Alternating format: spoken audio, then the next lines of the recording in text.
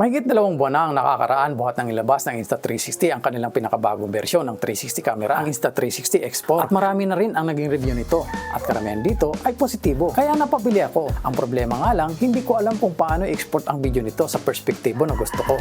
O yun bang pagpapalipat-lipat ng point of view? Kaya naganap ako sa YouTube ng tutorial video tungkol sa bagay nito. Pero nabigo ako, kaya lang araw ko rin pinag-aralan ito. Kaya para sa mga first time magkaroon ng 360 camera na katulad ko, gagawin ko madali para sa inyo ang mga bagay na nahirapan ako. Ituturo ko sa inyo ang basics ng Insta360 Studio, kaya panoorin nyo ang video. Disclaimer lang po, basic lang ang ituturo ko at hindi ako eksperto.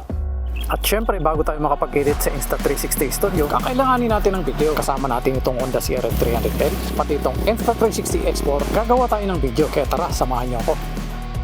So yun guys, meron na tayong video ngayon at ang susunod naman natin na gagawin ngayon ay export ang video galing dito sa ating export papunta dito sa ating laptop gamit ang Insta360 Studio. Ang una natin gagawin ay bubuksan natin ang Insta360 Studio.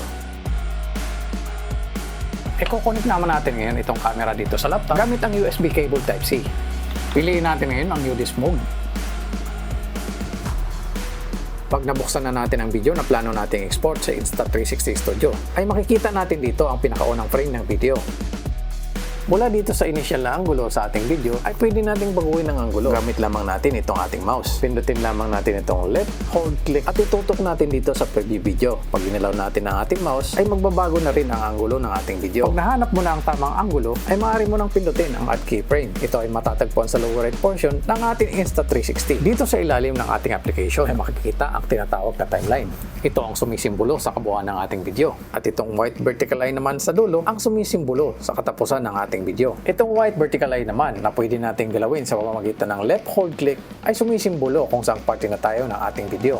Kung mapapansin natin, magbabago ang anggulo ng ating video pag napupunta tayo sa ibang parte ng ating video. Ang kailangan lang natin gawin ay tamang ating anggulo at muli mag-add keyframe tayo. Maaari din nating i-zoom in at i-zoom out ang ating video. Scroll up para sa zoom in at scroll down para sa zoom out. Pag natapos na natin kuhanin ang mga tamang anggulo sa ating video o ang tinatawag na reframing, ay pwede na natin itong i-export dito sa Insta360 Studio. Pindutin lamang ang yellow button dito sa may lower right corner ng ating Insta360 Studio. Pero bago mo i-export ang iyong video, dapat mo rin malaman na pwede nating baguhin ang aspect ratio. Pwede tayong pumili ng 1:1 para sa Facebook, 9:16 para sa Reels as TikTok, 16:9 naman para sa YouTube. Kapag nakapamili ka na ng iyong aspect ratio, ay pwede mo nang export ang iyong video. Nais ko yung bahagi sa inyo, ang 4K resolution ay 3840 by 2160.